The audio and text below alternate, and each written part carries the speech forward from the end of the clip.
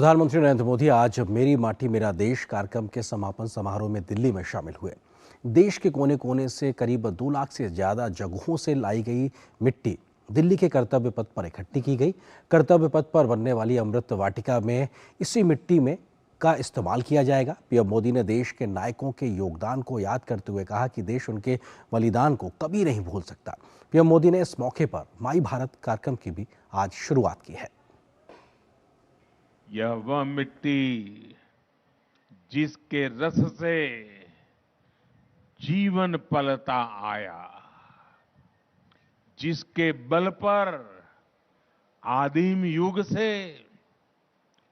मानव चलता आया। यह तेरी सभ्यता संस्कृति इस पर ही अवलंबित युगों युगों के चरण चिन्ह इसकी छाती पर अंकित।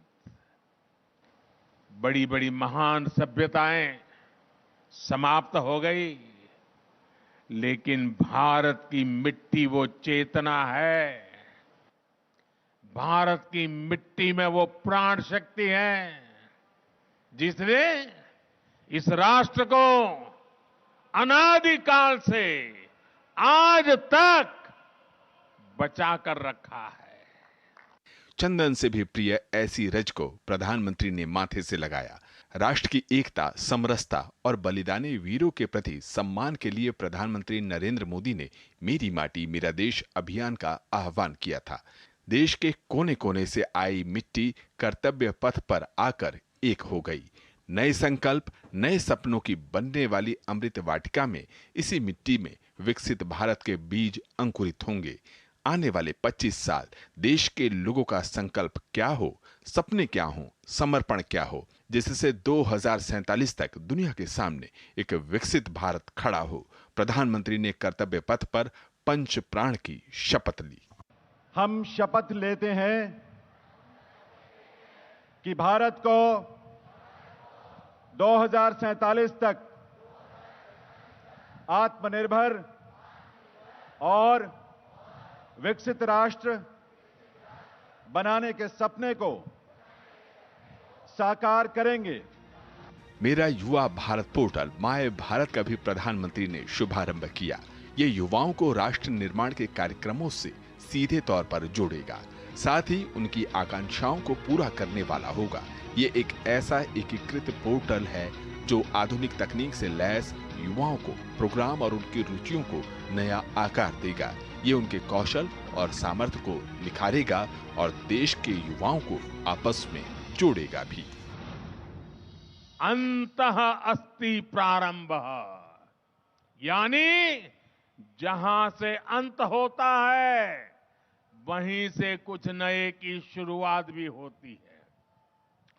अमृत महोत्सव के समापन के साथ ही आज मेरा युवा भारत संगठन माय भारत, इसका शुभारंभ हो रहा है।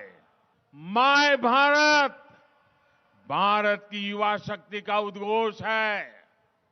ये देश के हर युवा को एक मंच, एक प्लेटफॉर्म पर लाने का बहुत बड़ा माध्यम बनेगा। ये देश के युवाओं की राष्ट्र निर्माण में अधिक से अधिक भागीदारी सुनिश्चित करेगा।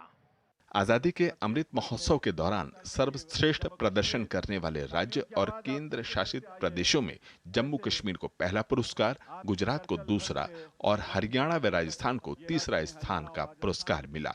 वहीं प्रधानमंत्री ने मंत्रालयों को भी पुरस्कृत किया, जिसमें विदेश मंत्रालय को पहला, दूसरा पुरस्कार रक्षा मंत्रालय को और तीसरा पुरस्कार शिक्षा और रेल मंत्रालय को संयुक्त रूप से दिया गया। इसी के साथ अमृत महोत्सव का समापन हो गया। प्रधानमंत्री ने अमृत महोत्सव स्मारक का शिलान्यास किया। उन्होंने कहा कि अमृत वाटिका पीढ़ियों को प्रेरणा देगी। साथ ही बताया कि इस उत्सव के दौरान देश ने कोविड जैसी महामारी से जंग जीती तो चंद्रयान जैसी सफलता भी हासिल की है। भारत दुनिया की 5वीं अर्थव्यवस्था बनी तो खेलों में भी उपलब्धि हासिल की है। वहीं उन्होंने बताया कि देश ने इसी दौरान गुमनाम नायकों को भी नमन किया। आजादी के अमृत महोत्सव के दौरान देश ने राजपथ से कर्तव्य पथ तक का सफर भी पूरा कर लिया है। हमने गुलामी के भी अनेक प्रतीकों को हटाया। अब कर्तव्य पथ के एक छोर पर आजाद हिंद सरकार के पहले प्रधानमंत्री नेताजी सुभाष चंद्र बोस की प्रतिमा है। अब हमारी नौसेना के पास छत्रपति वीर शिवाजी महाराज की प्रेरणा से नया ध्वज है।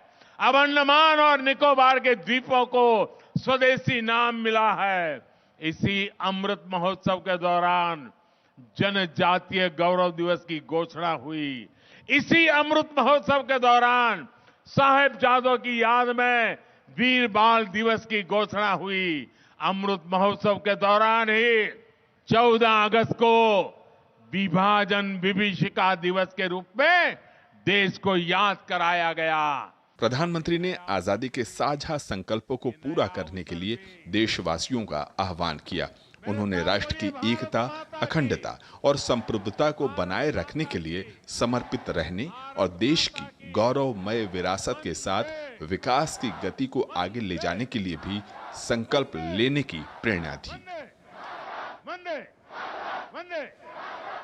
शैलेंद्र मिश्र के साथ ब्यूरो रिपोर्ट, डीडी न्यूज।